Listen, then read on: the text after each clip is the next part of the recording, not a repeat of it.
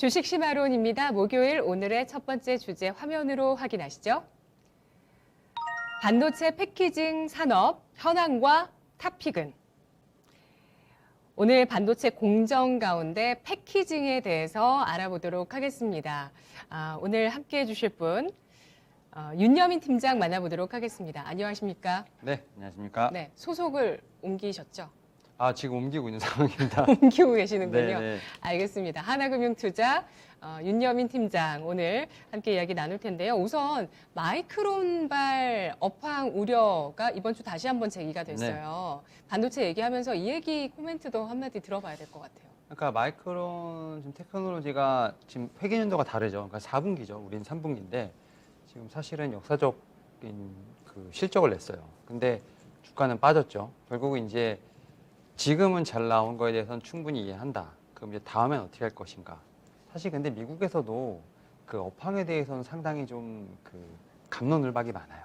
왜냐하면 이제 D램 쪽을 봤을 때 메모리 반도체 쪽에 가장 큰 회사가 삼성전자, SK하이닉스 그리고 마이크론 테크놀로지 세 개인데 지금 마이크론 테크놀로지가 이제 1분기 그다음에 실적에 대한 전망치를 내놨는데 4분기 영업 이제 4분기 매출에 비해서 한 10% 정도 지금 낮게 지금 전망을 하고 있거든요. 그게 결국은 이제 메모리 업황에 대한 둔화를 반영한 어떤 그런 컨센서스가 아니냐는 얘기가 나오고 있고 사실은 메모리 업황에서 봤을 때 그 PC 같은 경우 노트북이라든지 이런 좀 작년에 코로나19로 좀 특수하게 좀 수요가 많이 늘었던 이런 이제 가전들이 좀 어떻게 보면 내년에는 이제 좀 정상화가 되면서 수요가 줄 것이라는 어떤 우려 때문에 지금 그런 갑론을박이 많은데 사실 그 D램 쪽이라든지 램드 쪽에서 가장 지금 메인으로 지금 어떻게 보면 소비가 되는 게 서버라든지 스마트폰이거든요. 근데 현재 스마트폰 같은 경우는 전 세계적으로 지금 계속해서 새로운 이제 휴대폰이 출시가 되고 있고요.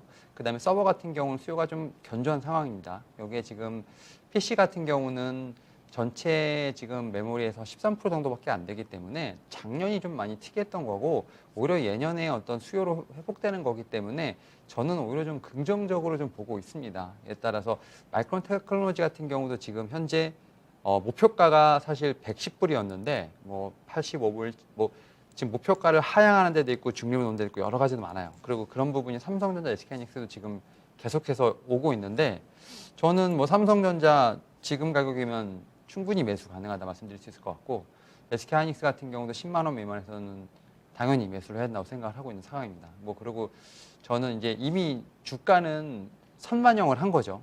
그러니까 안 좋아졌다라는 부분을 선반영했기 때문에 안 좋아진 건 이미 반영된 거예요. 근데 여기서 좋아졌다고 하면 더 올라갈 수 있는 부분이 분명히 있는 거고요. 그런 측면에서 봤을 때 저는 반도체 업황 같은 경우는 이제는 내년 1분기까지 안 좋았다고 하면 내년 2분기 다시 올라갈 수 있는 부분이 있기 때문에 그런 부분을 반영한다면 다시 한번 좀 반등할 수 있는 사이클이 오지 않을까 생각하고 있습니다. 네, 알겠습니다. 뭐 울퉁불퉁한 길을 가는 거니까요. 뭐 의견들이 지금 많을 수밖에 없는 하반기 시장인 것 같습니다. 뭐 아무래도 전년 대비해서 성장률이 좀 떨어지는 시기이라는 점 기억을 하시고요. 오늘 반도체 공정 가운데서 반도체 패키징에 대해서 알아보려고 하는데 일단은 뭐 기사를 통해서 많은 분들께서 SK 하이닉스가 패키징을 외주로 더 많이 앞으로 줄 것인가 이게 9월에 또 화두가 됐더라고요. 네. 과연 패키징이 무엇인지 공정 가운데서 우리가 오늘 알아볼 이 패키징 산업은 어디에 위치해 있는지 짧게 설명해 주실 수 있을까요? 일단은 말씀하셨던 것처럼 이제 그 패키징 관련된 부분들에 지금 이슈가 좀 나오고 있는데 사실 그런 것 같아요. 그러니까 사실은 이제 테스트, 그러니까 후공정이라고 하는 부분이 있죠. 일단 네네.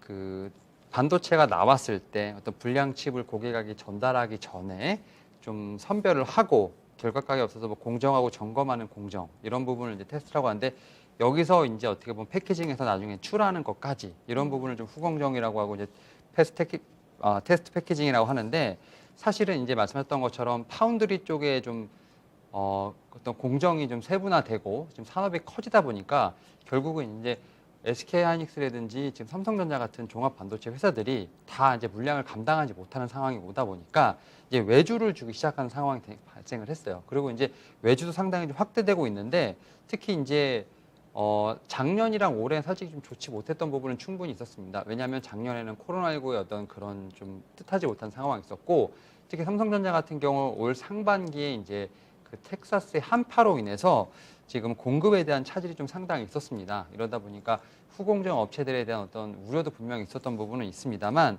저는 이제 반도체 같은 경우 뭐 다 같이 묶어서 가는 부분이 있으니까 이제는 뭐 삼성전자, SK하이닉스뿐만 아니라 지금 후공정 업체들도 다시 한번 반등의 기회를 잡지 않았나 좀 생각을 하고 있는데 특히 이제 그 파운드리 쪽에서 이제 내년에 가장 좀 봐야 될 부분 중에 하나가 이제 이미지 센서라는 부분과 지금 모바일 쪽에 그 엑시노스 관련된 부분에서 좀 집중해봐야 되지 않을까 좀 싶은데 사실 이미지 센서 같은 경우는 삼성전자의 어떤 점유율이 상당히 올라가지 않을까 좀 생각을 하고 있습니다. 왜냐하면 이제 중국 스마트폰 이제 시장 내에서 화웨이 점유율이 좀 하락을 했던 부분들, 그 다음에 최근에 삼성전자가 지금 야심차게 내놓은 폴더블 폰이 지금 상당히 잘 팔리고 있다는 점, 이에 따라서 암암리에 지금 공장을 증설하겠다, 라인을 증설하겠다는 얘기까지 들고 있는 점을 봤을 때 스마트폰에서 이미지 센서 시장 좀 삼성전자 눈여겨봐야 되지 않을까 좀 싶고요. 그 다음에 모바일 AP죠. 엑시노스 같은 경우는 이제 좀 출하량이 좀 많이 늘어나지 않을까 좀 생각을 하고 있습니다. 그래서 내년에는 올해는 좀 힘들었던 부분들, 그리고 좀 안 좋았던 전망들이 계속해서 좀 주가에 많이 반영이 됐었는데 제가 볼 때는 내년에는 분명히 이런 부분이 좀 반등이 나오지 않을까 싶고 그런 부분을 통해서 지금 이제 오사트라곤 업체들이 지금 올해 좀 증설을 좀 많이 하고 있습니다. 내년을 좀 대비하기 위한 부분이 있기 때문에 이런 부분을 통해서 우리는 좀 미리미리 좀 준비해야 되지 않을까 좀 말씀을 드려보도록 하겠습니다. 네. 이런 오사트 외주 반도체 패키지 테스트 산업의 현황을 봤을 때는 반도체는 호황이라고 보긴 봐야 되는 걸까요? 그러니까 반도체 지금 말씀하셨던 게 보면 계속해서 지금 이제 업무는 일어나고 있어요. 근데 이제 그 주가라는 것은 결국은 이런 것 같아요. 그러니까 계속해서 호실적이라든지 어떤 긍정적인 모멘텀이 나오면서 주가를 계속 영위해야 되는 어떤 그런 작업이 있다 보니까 회사라든지 산업군 자체가 뭐 하루아침에 변하고 이런 건 아니거든요. 근데 지금 말씀드렸던 것처럼 지금 계속해서 지금 증설을 하고 있다는 것 자체는 이미 지금 2년, 3년치의 어떤 뭐 물량을 어느 정도 확보를 했다고도 볼 수 있겠지만 또 다른 한편으로 보게 된다면 그만큼 시장이 커지고 있다라는 측면을 좀 봐야 되지 않을까 좀 싶고요. 특히 이제 테스트 산업 장치 같은 경우는 초기에 좀 비용이 많이 드는 건 맞아요. 초기에 그러니까 대규모 설비 투자가 좀 필요한 부분이 있는데 사실 이제 설비 투자를 하게 되면 설비에서 이제 감가상각이 일어나는 부분들, 뭐 인건비를 제외를 한다면 사실 크게 재료가 좀 들진 않는 것 같아요. 그래서 결국은 좀 테스트를 계속 진행이 될수록 영업 마진이 상당히 높아지는 부분이 있기 때문에 영업 이익률도 상당히 크게 올라갈 수 있다는 볼 수 있을 것 같습니다. 이에 따라서 테스트 업체 같은 경우는 지금 파운드리 관련돼서 지금 시장이 크고 있는 부분들, 또 최근에 삼성전자 이재용 부회장이 지금 미국을 뭐 간다는 얘기도 있고 뭐 미국이 투자를 어느 정도 마무리한다는 얘기도 있기 때문에 그러한 부분에서 좀 중장기적으로 충분히 수혜가 있다고 좀 생각을 하고 있습니다. 이런 측면에서 봤을 때 지금 현재 지금 열심히 일을 하고 있다는 점, 뭐 주가와는 좀 무관하겠지만 이런 측면에서 봤을 때 반도체 업황은 계속해서 흘러가고 있다 말씀드릴 수 있을 것 같습니다. 네. 반도체 패키징, 바로 후공정에 들어가는 공정이고요. 그리고 반도체를 만들어서 어떤 그 기판 위에 올리고 나서 이것이 불량인지 아닌지를 테스트하는 과정부터가 반도체 패키징 산업이라고 보시면 되고, 테스트 이후에 그 반도체를 이렇게 싸는, 실리콘 등으로 싸는 이런 패키징이라는 이 산업이 외주가 확대되면서 증설하고 성장하고 있는 그 현안들에 대해서 설명을 들어봤는데요.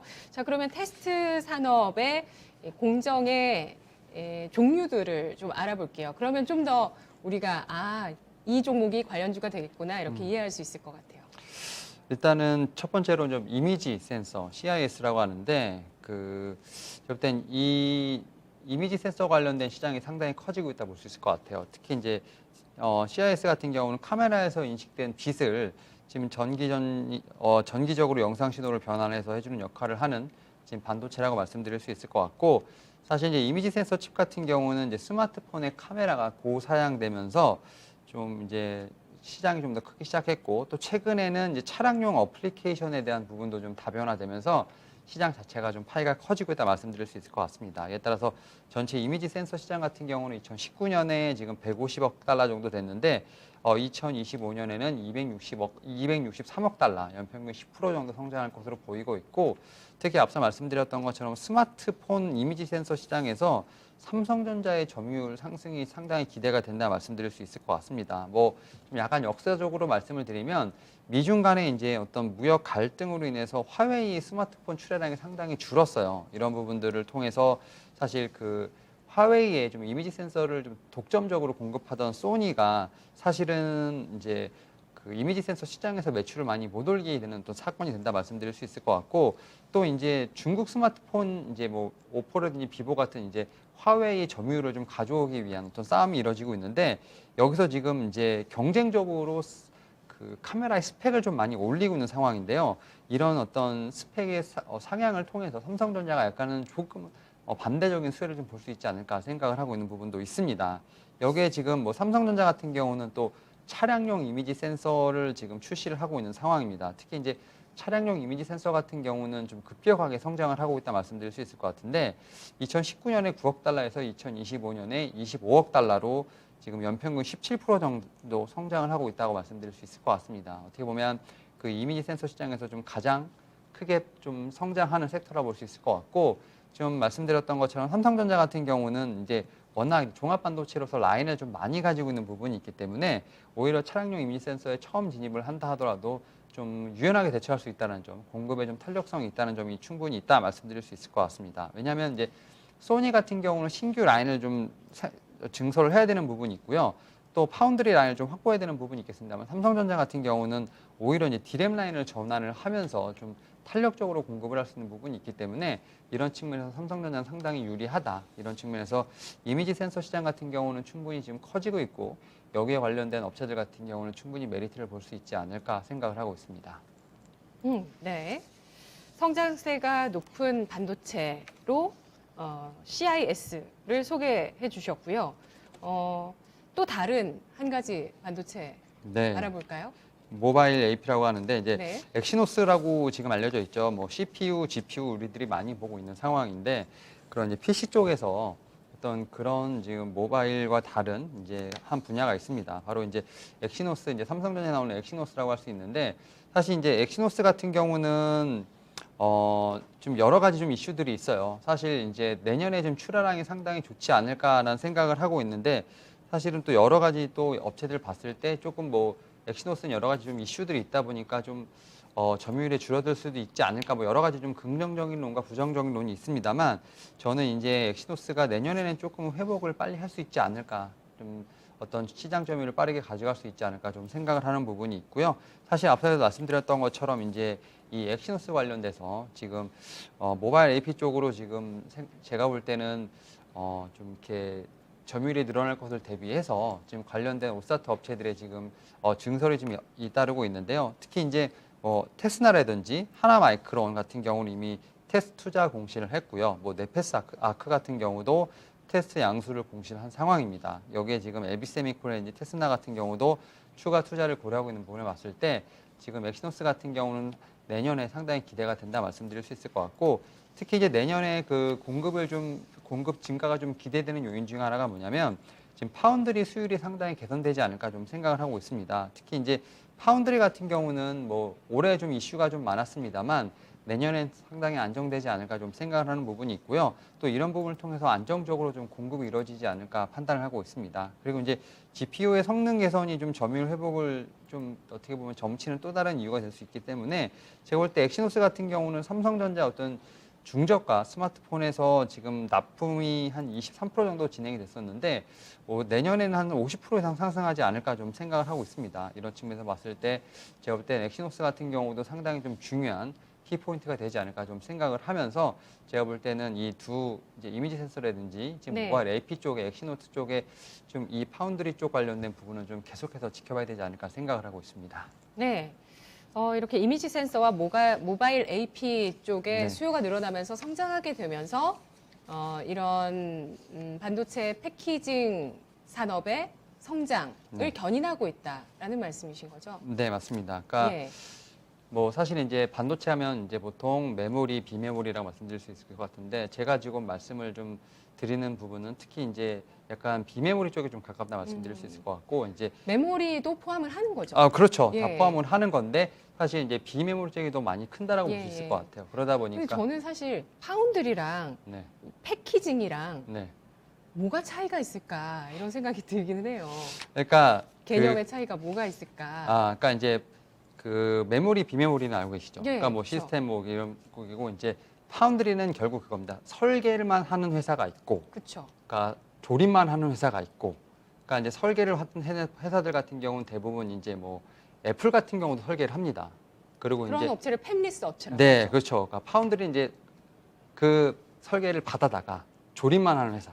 그게 파운드리. 그렇죠. 근데 예. 이제 삼성전자는 설계도 하고 파운드리도 하고 그래서 삼성전자 같은 회사는 종합 반도체 회사라고 합니다. 뭐 이제 인텔 같은 경우는 종합 반도체 회사고 파운드리의 대표적인 회사가 이제 TSMC 같은 회사들이죠. 근데 이 파운드리 설계를 하다 보면 이제 설계를 해서 아니 설계라고 이제 어떻게 보면 이제 그걸 조립을 해서 나갈 때 반도체가 이제 뭐 제품을 출하할 때 그때 이제 패키징이라는 단어가 쓰는 거고 거기서 출하하기 전에 테스팅하는 과정을 이제 후공정이라고 하고요. 거기서 이제 관련된 업체들을 보통 우리는 오사트라고 한다고 말씀드릴 수 있을 것 같아요. 네. 그러니까 이미지 센서와 모바일 AP 쪽에 수요가 늘면서 이쪽에 대한 생산이 늘어나게 되면서 네. 파운드리 시장이 커지게 되고 이 파운드리 시장이 커지게 되다 보니까 음. 메모리 반도체 패키징 사업도 네. 같이 함께 더 커지고 네. 있다. 이런 말씀이신 거잖아요. 그러면은 이 관련주 가운데 탑픽을 꼽아보겠습니다. 과연 패키징 업체가 꼽힐 것인지 아니면 그 이미지 센서 관련주가 꼽힐지 모바일 AP 관련주가 꼽힐지 궁금합니다. 저는 두 개 다 갖고 왔습니다. 네. 두 개 다 갖고 왔고 일단은 이미지 센서 말씀드렸던 것처럼 이제 시장이 많이 커지고 있고 네. 특히 삼성전자가 이제 소니가 어떻게 보면 아성이 좀 굳건했던 그런 분야를 지금 어떻게 보면 아성을 깨뜨리려고 하는 부분이 있기 때문에 여기서 좀 이미지 센서와 관련된 제 탑픽은 이제 LB세미콘이라는 회사를 좀 저는 보고 있습니다. 특히 이제 실적에 관련해서 말씀을 드리면 사실은 반도체 관련된 이제 뭐 이제 윗단에 있는 삼성전자, SK 하이닉스는 당연히 이제 포함되어 있고 전공정, 후공정 업체들 사실 실적은 다 좋아요. 그러니까 주가랑은 전혀 별개입니다. 그러니까 특히 LB세미콘 같은 경우는 3분기에 지금 실적이 상당히 좋을 것 같은 게 특히 영업이익 같은 경우는 이제 한 140억 정도가 추정이 되는데 전분기에 지금 124억이었으니까 어쨌든 한 10% 이상 좀 증가하지 않을까 좀 생각을 하고 있고 특히 이제 전분기 대비해서 3분기 실적이 늘어난 이유 중에 하나가 뭐냐면 카메라 이미지 센서를 좀 비롯한 여러 가지 좀 응용초 테스트 장비 가동률이 좀 상승했다라고 볼 수 있기 때문입니다. 그리고 이제 4분기는 보통 매출이 좀 비수기인데요. 그럼에도 불구하고 3분기와 거의 비슷하게 좀 매출이 나올 것으로 보고 있는데 뭐 DDI 관련된 매출도 올라올 것으로 보이고 있습니다. 이에 따라서 저는 이제 LB세미콘이 또 앞서 말씀드린 것처럼 지금 이제 시설 투자를 하는 부분들, 지금 이제 안성의 생산 라인이 대부분이 있는데 이런 부분에 좀 시설 투자가 좀 이루어지고 있다는 것을 봤을 때 결국 이제 뭐 2차 전지도 마찬가지겠지만 지금 반도체 패키징 업체들도 지금 캐파를 늘리고 있다. 이런 점에서 지금 내년에 매출이 상당히 기대된다 말씀드릴 수 있을 것 같고 뭐 충분히 지금도 잘 나오고 있지만 이에 따라서 저는 이미지 센서 쪽에서는 LB세미콘을 좀 봐야 되지 않을까 좀 말씀을 드려보도록 하겠고 또 이제 파운드리 뭐 이제 엑시노스 관련돼서는 저는 이제 하나 마이크론 관련돼서 좀 탑픽으로 좀 말씀을 드려보도록 하겠습니다. 특히 이제 하나마이크론 같은 경우는 이제 후공장 계약 관련돼서 좀 루머가 좀 있었어요. 루머가 있다 보니까 주가가 좀 상당히 변동성이 커졌는데 지금 이제 하나마이크론 같은 경우도 지금 비즈니스가 비메모리 테스트로 지금 상당히 초점이 맞춰지고 있는 상황이고 그 초입 단계에 있다라고 말씀드릴 수 있을 것 같아요. 이에 따라서 지금 앞서 말씀드렸던 그런 좀 루머 같은 경우는 좀 펀디멘탈에는 그렇게까지 영향을 주진 않을 것으로 보이고 있고 어떤 루머죠? 그 SK 하이닉스 말씀드렸던 그 후공정 관련된 이제 계약이 하나마이크론입니다. 앞에서 말씀하셨던. 근데 이제 네, 그게 루머예요?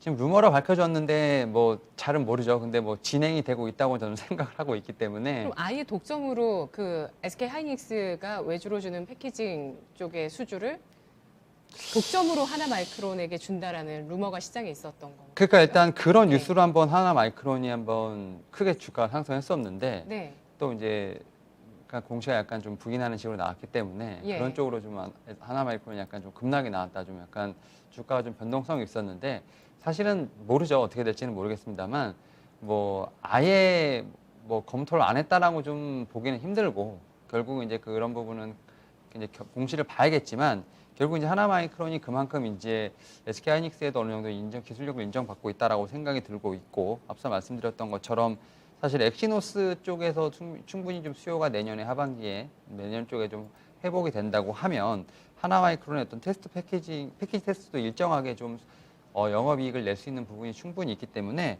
저는 하나마이크론 같은 경우는 패키징 쪽에서 좀 탑픽으로 보고 있습니다. 그래서 이 두 종목 같은 경우는 사실은 정고점을 좀 어느 정도 찍고 좀 가격 조정이 좀 받는 부분이 있는데 네. 제가 볼 때 장기적으로 보게 된다면 다시 한번 좀 정고점을 넘어가는 상승이 나오지 않을까 생각하고 있습니다. 네, 알겠습니다. 자, 이렇게 하반기에 뭐 여러 업황들에 대한 우려감이 지금 제기가 되고 있죠. 뭐 테이퍼링이나 금리 정책을 제외하고서라도 뭐 중국의 전력난부터 시작을 해서 하반기에 대한 뭐 업황에 대한 각 분야의 우려감들 물가 상승과 함께 나오고 있습니다. 그로 인해서 좀 조정을 받았지만 하반기와 내년도의 성장이 예상되는 분야로 오늘 알아본 분야 바로 그 후공정 업체들이고요. 그 업체들 가운데서 LB세미콘과 하나마이크론을 탑픽으로 꼽아주셨습니다. 현재 조정 구간이지만 이 조정 구간에 분할 매수로 대응할 수 있을 만한 두 가지 탑픽으로 종목 알아봤습니다. 첫 번째 주제였고요. 이어서 오늘 주식심화론 두 번째 주제 보시죠. 속도내는 전기차 2차 전지 시장 현황과 탑픽은? 네, 뭐 성장세가 워낙 크고 뭐 아직까지 뭐 경기 우려감이 있어도 뭐 다 안 좋은 건 아니잖아요. 뭐 우리나라 수출 같은 경우도 보면 상반기에 이제 점차 미국과 EU 쪽의 비중이 늘어나고 있다. 중국은 좀 비중이 줄어들고 미국, EU 쪽으로 비중이 늘어나면서 이런 전기차와 관련돼 있는 뭐 반도체라든지 배터리 쪽에 대한 수출이 굉장히 늘어나고 있는 부분들도 확인을 할 수가 있거든요. 근데 뭐 어쨌든 하여튼 지금은 하반기에 공급만 차질 우려가 좀 나오고 있는데 그 여파는 안 받을까요? 배터리 분야는 공급망 차질 없을까요? 그러니까 지금 자동차 업계가 상당히 힘들어요. 지금 네. 현대차나 이런 거 주가를 보게 되면 사실 이제 어제 제가 현대차 주가 20만 원 깨지는 거 보고 깜짝 놀랐습니다. 그 정도로 사실은 현대차의 이제 주가의 어떤 상승 모멘텀은 제가 볼 때는 전기차의 제가 볼 때는 매출인 것 같아요. 그러니까 충분히 청사지도 나왔고 지금 이 현대차 같은 경우는 지금 전기차로의 어떤 그 모빌리티 전환을 빠르게 서두르고 있는 상황에서 지금 기존에 지금 잘 팔리고 있는 내연기관차의 매출은 크게 주가에 영향이 없어요.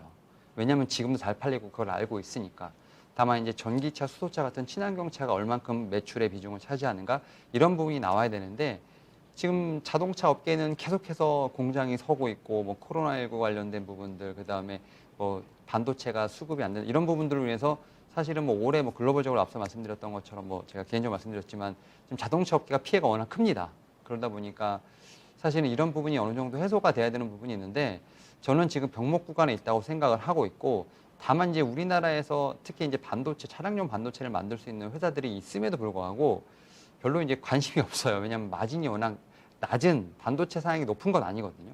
그러다 보니까 빠르게 공급이 개선될 것 같지는 않습니다. 에 따라서 지금 이런 병목 구간을 좀 해소해야 되는 부분이 있는데 네. 저는 내년 초까지는 계속 이러한 좀 잡음이 있지 않을까 생각을 하고 있어요. 그러니까 자동차도요. 그런데 어. 지금 말씀하신 그런 차량용 쇼티지, 차량용 반도체 쇼티지로 인한 자동차 판매에 대한 우려는 주가에 반영되고 있지만 전기차 같은 경우도 배터리가 뿐만 아니라 반도체가 다 들어가잖아요. 네. 그럼 이들이 차질을 겪으면 사실 전기차도 생산 차질이 있을 수 있는 거 아닌가요? 그러니까 전기차도 생산 차질은 분명히 있을 수 있겠죠. 근데 이제 전기차 같은 경우는 이제 사실은 전기차 관련돼서 가장 사실 큰 이슈는 배터리 그 화재 관련된 부분이 좀 많잖아요. 근데 배터리도 보게 되면 지금 뭐 셀 업체들이 상당히 공격적으로 증축을 하고 있고 증설하고 있는 부분이 있겠지만 아직까지는 전기차가 많이 좀 나오지는 않은 상황입니다. 그리고 그러다 보니까 아직까지 그렇게까지 이슈는 안 된 것 같아요. 왜냐하면 전기차 같은 경우는 일반 자동차에 비해서 반도체가 훨씬 많이 들어가기 때문에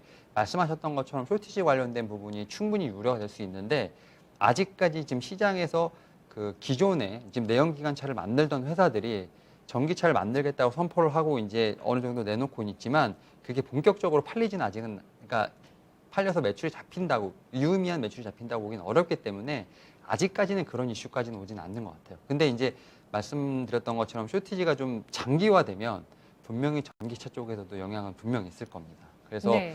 근데 그런 부분이 아직까지는 이슈가 되진 않고 있는 상황인 것 같습니다. 네, 그렇습니다. 그래서 시장 조정받지만 배터리주는 뭐 이번 주 괜찮았어요. 굉장히 또 시세를 내주고 좋은 흐름을 네. 보였습니다. 소재주, 예, 에코프로 BM도 너무 강하고요. 예, 잘 가고 있습니다. 그리고 또 시장에서 이제 리비안의 IPO에 대해서 굉장히 또 주목을 하고 있잖아요. 이제 전기차 시장이 어떤 그 경쟁자들이 진입을 하는 양상입니다. 기존의 전통 자동차 브랜드뿐만 아니라 아마존 전기차라고 하더라고요. 아마존 전기차가 진입을 하게 되면서 앞으로 전기차 시장이 어떻게 될 것인가 이 이슈 알아볼까요? 그러니까 어제 오늘 그 리비안 상장 관련된 종목들이 다 상한가를 좀 가더라고요. 네, 그게 제일 강한 것 같아요. 네, 일단 이번 주. 에코캠인가 제가 사실 잘 모르는 종목들 막 그런데 세원. 네. 예. 그러니까 사실 이제 이 리비안이 왜냐면 이제 아마존이 한 7억 달러를 좀 투자를 했기 때문에 리비안은 이제 뭐 아마존 전기차라고 좀 얘기를 나오고 있는데 네. 사실 이제 테슬라가 어떻게 보면 대항마가 없죠. 아직까지는 이제 딱 사람들의 인식에는 전기차 하면 테슬라. 네. 물론 현대 기아차도 상당히 전기차를 많이 팔고 있고 빠르게 좀 진입을 하고 있지만 아직까지 뇌리에는 지금 전기차 관련해서 테슬라가 1위라고 볼 수 있을 것 같은데 이 대항마들이 지금 조금씩 생겨나고 있다라고 볼 수 있을 것 같고 리비안 같은 경우는 이제 11월 25일 전후로 지금 상장할 것 같아요. 이제 아직까지 뭐 확정이 된 건 아닌데 지금 이제 시가총액 만약에 이제 상장을 하게 되면 시가총액이 우리나라 돈으로 94조 정도 된다고 합니다. 이 얘기는 뭐냐면 현대랑 기아를 합친 것보다도 많다. 현대 기아가 지금 한 75조, 6조 정도 되기 때문에 94조면 그래도 20조 정도 많다라고 볼 수 있을 것 같고 그만큼 이제 전기차 관련된 부분에서 밸류에이션을 많이 준다라고 좀 볼 수 있을 것 같아요. 그리고 지금 이런 부분을 통해서 지금 우리나라가 지금 2차 전지 쪽에 지금 모멘텀이 계속 생기고 있는 거예요. 그러니까 리비안 상장됐다고 하니까 또 엮여서 또 올라가고 또 계속 올라가고 이러다 보니까 근데 이제 리비안이 어쨌든 전기차 생산 능력이 연간 40만 대로 좀 알려져 있는 부분이 있고 특히 이제 미국 1공장은 있어요. 일리노이에. 그리고 이제 2공장 설립을 하는데 그 이제 자금이 필요하기 때문에 상장을 하는 걸로 알려져 있는 부분이 있기 때문에 네. 결국 리비안 관련된 종목들은 제가 볼 때 실적은 분명히 나올 것 같아요. 근데 여기도 이제 이 공장을 설립하면서 어쨌든 그걸 땡겨서 쓰는 어떤 주가의 흐름이 나올 수 있는 부분이 있기 때문에 좀 너무 급등한 종목들은 좀 피하시는 게 맞다라고 말씀을 드리면서 리비안도 지금 테슬라의 좀 강력한 어떻게 보면 경쟁자가 되지 않을까 생각하고 있습니다. 네. 앞으로 뭐 지켜봐야 되겠죠. 소비자들이 어떤 전기차를 앞으로 선택을 하게 될 것인가를 말이죠. 과연 리비안 또 점유율 추이들을 계속 지켜보도록 하겠습니다.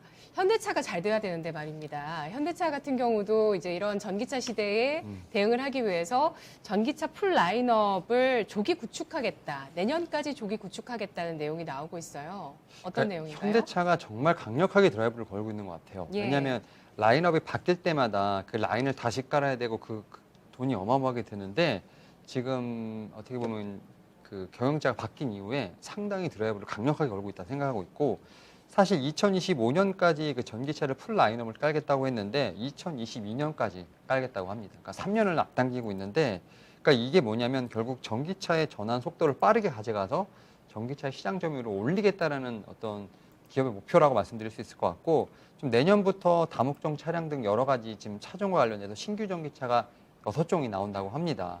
결국 이제 사실은 2035년까지 유럽 전기차 전면 전략에 관련된 이후로 사실 양산을 하고 일정을 좀 발표했는데 지금 그런 일정을 계속 앞당기고 있다 볼 수 있을 것 같고 사실은 이제 신규 차가 개발이 되고 그다음에 라인을 앞당긴다는 것 자체는 사실 자체적으로 기술력을 지금 확보했기 때문에 이렇게 지금 일정을 빨리 당길 수 있다라고 볼 수 있는 것으로 보이고 있고 네. 특히 이제 그 전기차 플랫폼이죠. EGMP 관련된 부분들 800V 그다음 초급속 충전 시스템을 좀 확보했기 때문에 이러한 좀 타임라인을 앞당기는 게 충분히 가능하지 않나 좀 생각이 들고 있습니다. 그리고 지금 신차 6종을 좀 어떻게 보면 내놓는다고 얘기가 나오고 있는데 지금 올해 지금 제네시스 GV60를부터 내년 뭐 이제 올해 좀 출시가 예정돼 있고 내년에 이제 아이오닉 6 뭐 이런 여러 가지 좀 그 종류들이 나오고 있으니까 전기차 라인업을 한번 좀 내년부터 좀 확실히 좀 구경할 수 있지 않을까 좀 생각을 하고 있습니다. 네. 이런 강력한 경영진의 드라이브에도 불구하고 주가에는 큰 영향이 없는 것 같아요. 어제 이 소식이 나왔는데 현대차가 어제에 이어서 오늘까지 20만 원 선 밑에서 거래가 네. 되면서 조정을 받고 있는 모습 보여주고 있습니다. 이 소식은 이 종목에 영향을 꽤나 크게 줬어요. SK이노베이션인데요. 네. 포드와 공동 투자에 대해서 합의했다라는 소식이 나왔습니다. SK이노베이션이 전기차 시장에서 어떤 지위를 차지하게 될 것인가 다시 좀 주목을 받고 있는데요. 그래서 주가가 7거래일째 지금 상승하고 있어요. 어떻게 보십니까? 지금 SK이노베이션 지금 기관과 외인이 계속 지금 작업을 하고 매집을 하고 있는 것 같은데 사실 이제 앞서 말씀드렸던 두 종목이죠. 이제 특히 이제 그 리비안 같은 경우는 이제 원래 이제 어떻게 보면 전기차로서의 어떤 모멘텀이 있고 이제 현대차나 이제 기아 같은 경우는 이제 이제 빨리 좀 전기차로 돌아오는 모습을 보이고 있는데 포드도 약간 좀 그런 어떤 사이클을 타려고 하는 것 같아요. 지금 SK이노베이션과 합작을 해서 미국 내에서 지금 생산 능력을 빨리 캐파를 늘리겠다라는 얘기가 나오고 있는데 결국 이제 지금 그 바이든 대통령이 뭐 2030년까지 미국 내에서 생산되는 전기차에 대해서 상당히 세제 혜택을 주겠다는 여러 가지 좀 어떻게 보면 인센티브 전략이 좀 나오다 보니까 여기에 발맞춰서 지금 어떻게 보면 투자 전략을 짠 것 같고 사실 이런 부분의 반대 수혜로 SK이노베이션 같은 경우는 미국 내에서 생산 능력 1위에 올라섰다 볼 수 있을 것 같고 아, 예, 2025년까지 글로벌 지금 생산 능력을 200기가와트를 좀 목표로 했는데 이미 그걸 달성을 한 수치상을 보기에는 달성할 수 있다라 볼 수 있을 것 같기 때문에 SK이노베이션 입장에서도 상당히 좀 포드를 등에 업고 네. 지금 상당히 좀 이제 전 세계로 뻗어 나갈 수 있고 지금 이제 배터리 시장에서도 지금 1위가 어떻게 보면 이제 CALT고 2위가 LG 에너지 솔루션인데 지금 5위는 굳건히 지킬 수 있지 않을까 그리고 이제 3, 4위까지도 돌아갈 수 있지 않을까 생각을 하고 있다 말씀드릴 수 있을 것 같습니다. 따라서 SK이노베이션 같은 경우는 상당히 지금 향후가 좀 기대되는 상황이라 말씀드릴 수 있을 것 같습니다. 네. 유럽, 중국, 미국 이런 전기차 시장을 놓고 봤을 때 이제 성장의 초입에 들어간다고 정책적인 드라이브까지 걸리면서 성장의 초입에 들어간다고 많은 주목을 받았던 미국 시장에서 네. 직접 공장을 지으면서 또 미국 포드와 손을 잡으면서 음. 행보를 펼치는 SK이노베이션에 대해서 외국인 기관도 좀 기대감을 갖고 있는 것 음. 같다라고 해석을 해주셨습니다. 그렇다면 뭐 주가가 아까 앞서서 초반에도 말씀드렸지만 2차 전지 소재주가 워낙 달리는 말이 더 가는 네. 그 모습을 보여주면서 아주 쏠림 현상이 심화되고 있습니다. 이거에 대해서는 어떻게 해석해야 될까요? 그러니까 저는 이제 사실은 양극재, 음극재 분리막 뭐 제가 소개시킬 때가 한 2달 전이었던 것 같은데 그때도 제가 설명을 드리면서 이제는 멈춰야 되지 않을까, 이제 멈춰야 될까 하는데 지금까지 왔습니다. 그로부터 그 종목들이 한 2배는 더 갔죠. 예. 그러니까 이게 시장에서 수급은 있는데 뚜렷한 갈 데가 없는 섹터가 맞아요. 주도 섹터가 없다 보니까 계속해서 거기서만 이제 머무르는 상황이 된 거죠. 가시성이 있는 곳만 계속 베팅을 네. 하는 거죠. 그리고 이제 양극재는 사실 이제 음극재 같은 경우 포스코 케미칼 제가 말씀드렸지만 포스코 케미칼이 지금 퍼가 300이 넘습니다. 그런 종목이 이제 움직이고 있어요. 그러니까 이게 이제 주가상으로 봤을 때 너무 고평가에 있다 보니까 손이 안 나가는 기업인데도 움직이고 있다는 점에서 봤을 때 얼마나 순환매가 지금 빠르게 돌고 2차 전지로 묶여 있으면 소재로 묶여 있으면 다 올라가지 않나라는 생각이 드는데 그럼에도 저는 이제 에코프로비엠, 뭐 LNF, 그다음에 코스모 신소재 같은 이제 양극재 같은 경우는 트레이딩 관점에서 뭐 볼 수 있는 부분은 충분히 있습니다만 지금도요?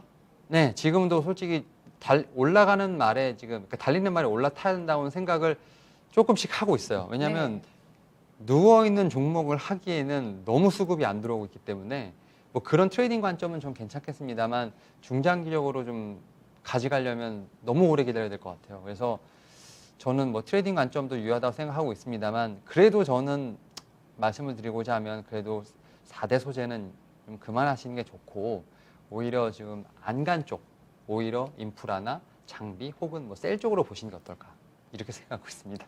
네, 알겠습니다. 전기차, 뭐 수소차까지 해서 인프라도 확충이 이제 될 것을 또 시장에서 주목을 했었는데 그러면 탑픽을 꼽아보도록 하겠습니다. 전기차 2차 전지의 현 시점의 탑픽은 어떤 종목일까요? 현 시점의 탑픽은 저는 SK이노베이션 말씀드려보도록 하겠습니다. SK이노베이션 최근에 좀 많이 수급이 들어오고 있고요. 사실은 물적 분할 이슈가 좀 상당히 컸었죠. 하지만 이제 IPO 관련된 부분이 가장 큰 첨예한 이슈인데요. 지금 IPO는 빠르면 2023년에 됩니다. 결국 이제 1년간의 시간을 벌은 상태에서 SK이노베이션이 지금 상당히 많은 캐파를 증설하고 있다는 점 좀 주목해봐야 되지 않을까 싶고요.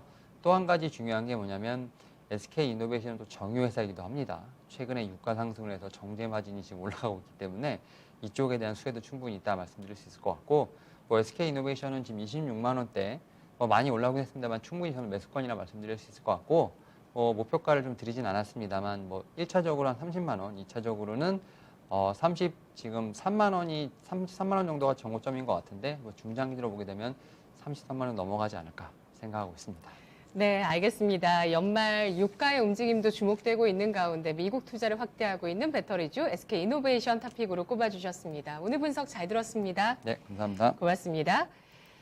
네, 여러 우려감 속에서 또 우려의 중점적인 그 위치에 서 있는 반도체와 자동차 가운데서 또 성장의 모멘텀들을 찾아봤습니다. 지금까지 저희가 전해드린 내용들, 투자 판단에 도움드릴 수 있는 내용들입니다. 참고해 보시고요. 주가의 상승과 하락을 보장하지 않는다는 점 유의하시면서 투자해 나가시기 바라겠습니다. 양대 지수 0.4% 오르고 있네요. 시청해 주신 여러분 고맙습니다.